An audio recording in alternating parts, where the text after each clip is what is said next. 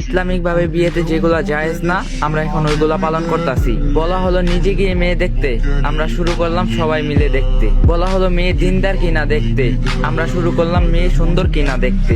বলা হলো ছেলের দিনকে প্রাধান্য দিতে, আর আমরা শুরু করলাম ছেলের টাকা পয়সাকে প্রাধান্য দিতে। বলা হলো নিজের পছন্দ মতো মেয়েকে বিয়ে করতে, আর আমরা শুরু করলাম অন্যর মতো দেখতে।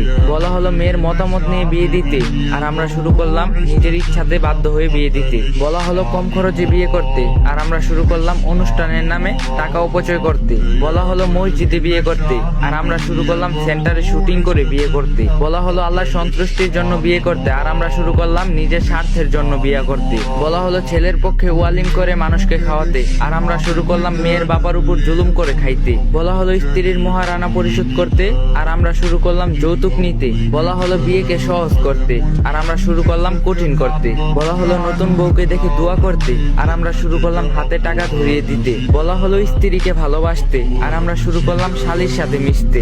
বলা হলো স্ত্রীকে সুন্দর করে কথা বলতে, আর আমরা শুরু করলাম দাসীর মতো আচরণ করতে। আল্লাহ তাআলা আমাদের সবাইকে ফিতনা থেকে হেফাজতে রাখুন, আমাদের সকলকে বুঝার তৌফিক দান করুক, আমিন।